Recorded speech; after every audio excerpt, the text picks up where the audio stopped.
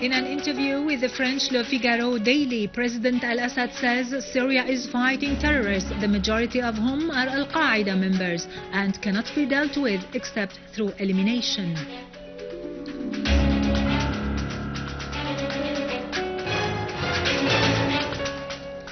Russia and Iran warn against the repercussions of an American military aggression on Syria. Our armed forces continue its achievements in combating terrorism across the country.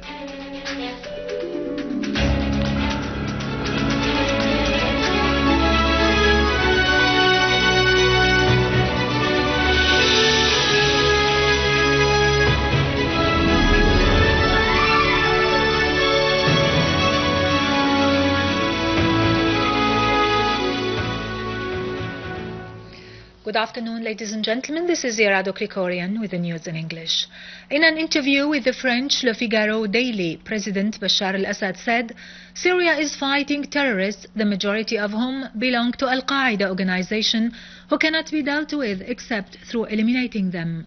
Those who support the terrorists politically, financially or militarily are enemies of the Syrian people, the President stressed, and anyone who has contributed to the killing of a Syrian Arab soldier is an enemy of Syria's.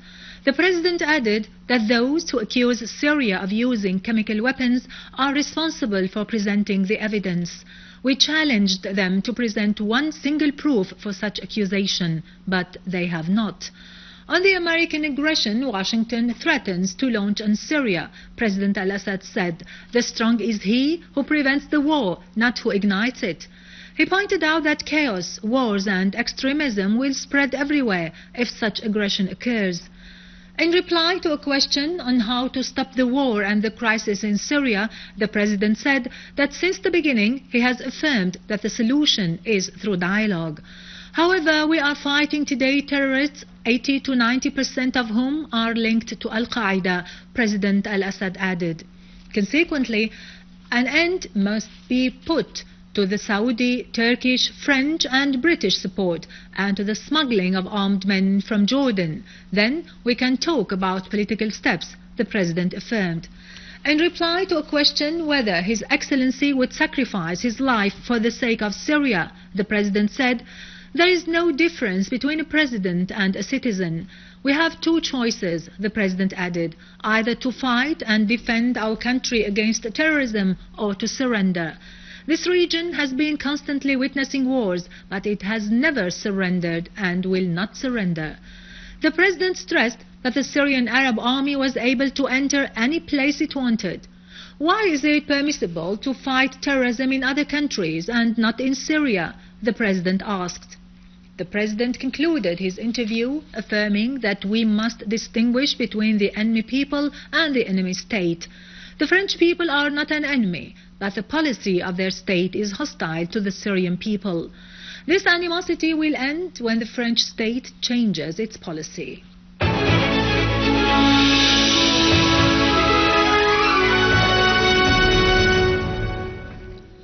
Head of the International Relations Committee at the Russian Duma Council, Alexei Pushkov, has warned against the repercussions of any U.S. aggression on Syria. No one knows what will happen after such an aggression, he stressed, as the region as a whole would risk the danger of war. Pushkov added that everyone would lose control when such an aggression is launched, adding that chaos and extremism will spread in the region. He pointed out that the U.S. redeployment of its aircraft carrier Nimitz and 4 other destroyers in the Red Sea shows its determination to start a military intervention in Syria. On his part, Director of the Middle East and North Africa Department at the Russian Foreign Ministry, Sergei Vershinin, has warned that the use of force against Syria would lead to adverse results and would affect the system of international relations as a whole. Vershinin described the situation as difficult in the presence of a real danger of using force. He stressed that Russia's policy is to stand firmly against such situation. The Russian Minister of Defense asserted that the Russian detecting devices registered launching 2 ballistic missiles on the Mediterranean region.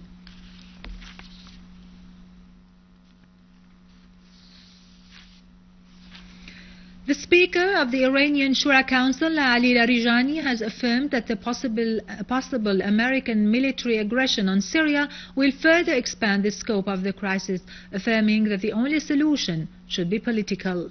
Larijani said, "Unreasonable countries in the region are paving the way for the U.S. fall in the swamp, and the Americans themselves have the willingness to do so."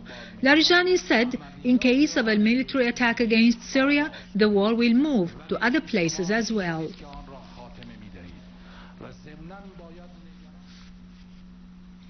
Brazil has reiterated rejection of any military action against Syria without the approval of the UN Security Council. It stressed its opposition to foreign intervention in the internal affairs of other countries.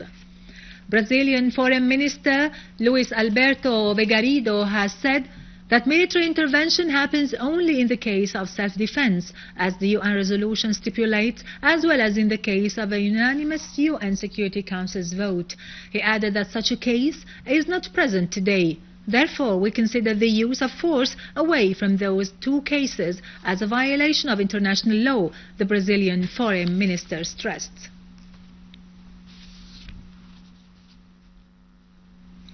Czech President Miloš Zeman has reiterated his country's rejection of any American military strike on Syria, stressing that this would be in the interest of al-Qaeda terrorist organization.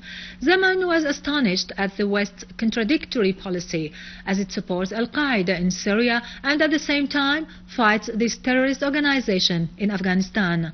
On his part, former Czech Foreign Minister Karl Schwarzenberg has warned against the repercussions of military intervention in Syria because it will render the terrorists stronger than the democratic and liberal forces in the region.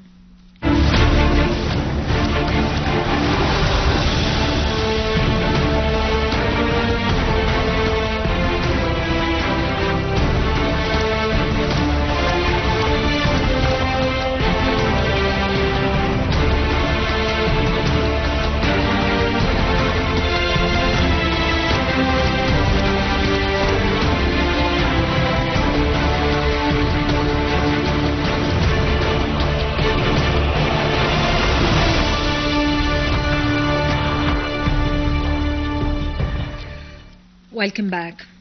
The army has seized a truck loaded with Turkish flour in the Vershinin in Palmyra's suburbs and captured the driver and all the terrorists in the truck.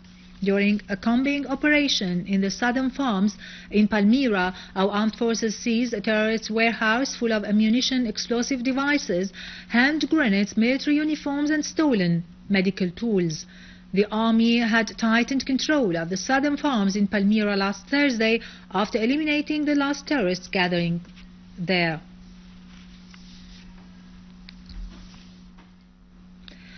In Yabrud, in Damascus countryside, the Syrian Arab army eliminated 2 armed terrorist groups and killed and injured other terrorist groups in al-Rahaiba city.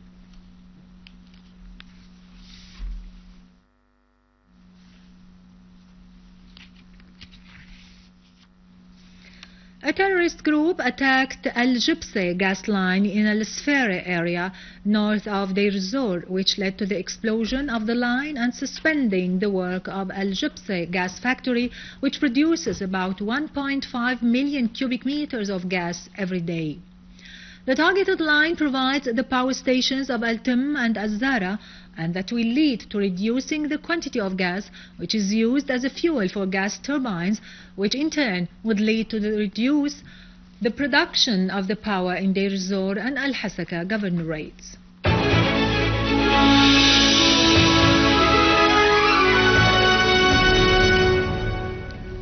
Finally, the Administrative Jurisdiction Court in Egypt ruled halting Al Jazeera live channel's transmission and closing its office because it threatens the Egyptian national security, since it works with no professional standards and it is not licensed to work in Egypt. Moreover, the court also ruled to halt the transmission of 2 channels that belong to the Muslim Brotherhood and to close their offices too. With this, we end our news for today. Thank you for watching. For more details about Syria and the region and to view this bulletin again, you can always visit our website in English, syriaonline.sy. Now to latest business and market news with Nariman Qassam.